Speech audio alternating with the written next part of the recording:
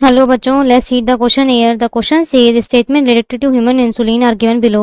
Which statement correct about genetically engineered insulin? यहाँ पे हमें human insulin से related है ना statement दे रखे हैं. हमें correct statement बताना है about genetically engineered insulin. A is hormone insulin contain extra stage of C peptide. A and B peptide chains of insulin are produced separately in E. coli, extracted combined by creating disulfide bond between them. C is insulin used for treating diabetes was extracted from cattle and pigs. D is hormone insulin needs to be processed for converting into a mature and functional hormone. All patients develop allergy creation to the foreign insulin. Choose the most appropriate answer from the option given below. Most appropriate. See the key concept for this question, that is genetically engineered insulin. देखो हमें genetically engineer करना क्यों पड़ रहा है insulin को. Insulin जो करता है हमारी बॉडी में क्या करेगा, ये इंसुलिन क्या करता है, ये ब्लड शुगर लेवल मेंटेन करता है. ब्लड शुगर लेवल मेंटेन करता है. अगर ये नहीं होगा तो शुगर लेवल मेंटेन नहीं होगा, ठीक है ना. तो अब क्या हो गया, जो डायबिटिक के पेशेंट होते हैं, कौन से पेशेंट, डायबिटिक के पेशेंट में क्या होता है कि इनमें जो इंसुलिन होता नहीं, फॉर्म ही नहीं होता है इनके अंदर. इंसुलिन फॉर्म ही नहीं होगा तो अब क्या होगा, इनका ब्लड शुगर लेवल मेंटेन नहीं हो रहा. तो इनके लिए हम इंसुलिन फॉर्म करते हैं. ठीक है, हम क्या करते थे, पहले कैटल्स लेते थे, उनका इंसुलिन लेते थे और ह्यूमन में इंसुलिन इंजेक्ट कर देते थे. जैसे काऊ का ले लिया, काऊ का जो इंसुलिन होता है उसे बोलते हैं बोवाइन इंसुलिन, और जो पिग का इंसुलिन लेते थे हम उसको बोलते थे, इसको बोलते हैं पोरकाइन इंसुलिन. अब ये वाला हमने दे तो दिया, ये सेम फंक्शन करेगा जो हमारा इंसुलिन करता है, ब्लड शुगर लेवल मेंटेन करेगा. प्रॉब्लम है इसकी, बहुत सारे ह्यूमंस में क्या होता है, इसकी एलर्जीज होने लगती है. फॉरेन इंसुलिन है ना ये, तो क्या होगा, इसमें एलर्जीज होने लग जाती हैं, एलर्जीज कॉज हो रही हैं. और दूसरा आप इनको स्लॉटर भी तो कर रहे हो. कितने सारे इंसुलिन को आपको बनाने के लिए कितने सारे काऊ और पिग्स को आपको स्लॉटर करना पड़ेगा. सो ये ऑल्सो स्लॉटर भी कर रहे हो आप इनको. अगर हमें लार्ज अमाउंट ऑफ इंसुलिन चाहिए तो ये वाला तो ऑप्शन सही नहीं है. तो सेकंड हम क्या कर सकते हैं, ओरली दे दो इनको टेबलेट बना के इंसुलिन की. तो ओरली हम इसको क्यों नहीं ले सकते. देखो ये है एक प्रोटीन, इंसुलिन क्या होता है, प्रोटीन है, पेप्टाइड चेन है ना, इसमें अमीनो एसिड से बना है. तो इसमें प्रॉब्लम ये है कि हम जैसे ही इसको ओरली टेबलेट की फॉर्म में ले रहे हैं, हमारे पास ऑलरेडी प्रोटीएज के एंजाइम है. क्या है हमारे पास में, प्रोटीएज के एंजाइम है. प्रोटीएज के एंजाइम में तो ये क्या करेंगे, प्रोटीन का ब्रेकडाउन कर देंगे, इंसुलिन छोटे छोटे टुकड़ों में चला जाएगा. अभी अपना काम कर ही नहीं पा रहा है, तो ये वाला भी फॉर्म नहीं हो सकता. जब भी हमें इंसुलिन देना होता है हम इंजेक्ट करते हैं, डायरेक्ट इंजेक्शन के रूप में देते हैं. और थर्ड आप क्या कर सकते हो कि आप जेनेटिकली फॉर्म कर दो उसको. तो हम जेनेटिकली कैसे बनाएंगे, पहले हमें इंसुलिन की स्ट्रक्चर पता होना चाहिए. इंसुलिन में 3 पेप्टाइड चेन्स होती हैं. ये ए पेप्टाइड चेन है जिसमें अप्रोक्स होते हैं 21 अमीनो एसिड.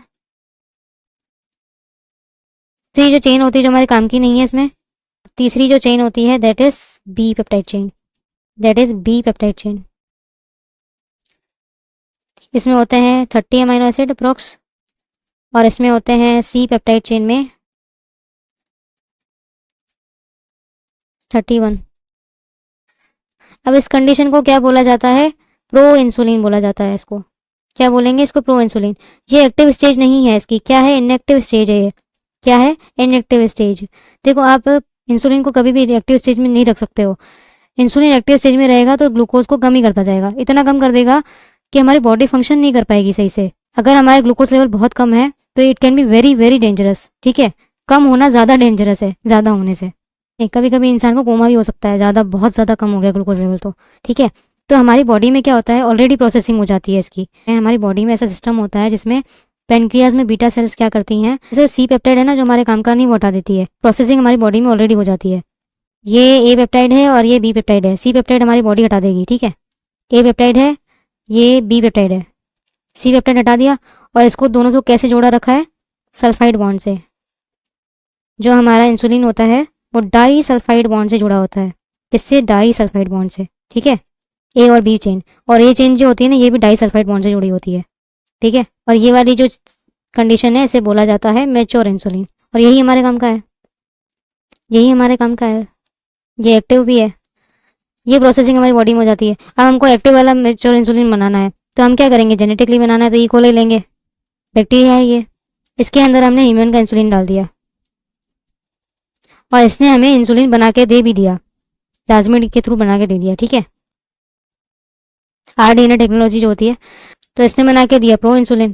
प्रो इंसुलिन में दिक्कत क्या है कि इसके अंदर सी पेप्टाइड चेन भी है, तो वो तो इनएक्टिव स्टेज हो गई, वो तो हमारे काम का ही नहीं है, तो ये भी काम नहीं कर रहा।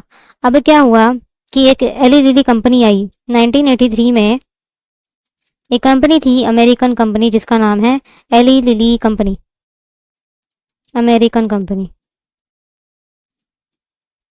इन्होंने क्या करा बेसिकली, इन्होंने बोला कि हमें सी पेप्टाइड चेन नहीं चाहिए, तो इन्होंने सी पेप्टाइड चेन ली ही नहीं, इन्होंने डीएनए सीक्वेंसिंग करी। इन्होंने क्या करा, चेन ए ली, पेप्टाइड चेन ए ली, पेप्टाइड चेन बी ली, जो हमें काम की है। दोनों की डीएनए सीक्वेंसिंग करी, दोनों को इंजेक्ट करा ई कोलाई में, अलग अलग ई कोलाई लिया, ए को अलग में, बी को अलग में। अब इसने क्या करा, ए पेप्टाइड चेन प्रोड्यूस करी, इसने क्या करा, बी पेप्टाइड चेन प्रोड्यूस करी। हमको जो डिजायर था वही आ गया। अब इन दोनों को जोड़ना है, कैसे जोड़ेंगे, जाहिर सी बात है डाइसल्फाइड बॉन्ड। डाइसल्फाइड बॉन्ड से दोनों को जोड़ा और क्या फॉर्म हो गया, ह्यूमन इंसुलिन। इंसुलिन कौन सा, मैच्योर वाला, विच इज एक्टिव वन, ये मैच्योर इंसुलिन बन गया और यही हमारे डिजायर था। सो हमारे ऑप्शंस क्या बोल रहे हैं, first is hormone insulin contains extra stage of C peptide.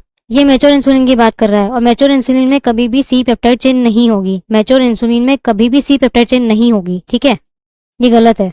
Second is A peptide chain and B peptide chain of insulin were produce separately in E coli extended and combined by disulfide bond between them, ये एकदम correct है। हमने क्या करा था, Eli Lilly company ने क्या करा, ए चेन का डीएनए अलग सीक्वेंस करा, बी चेन का डीएनए अलग सीक्वेंस करा, दोनों को सेपरेट ई कोलाई में डाला, उसको सेपरेट किया, फिर कंबाइन किया बाय डाइसल्फाइड बॉन्ड और बन गया हमारा मैच्योर इंसुलिन, ये करेक्ट ऑप्शन है। Third is insulin use for treating diabetes were extracted from kettles and pigs.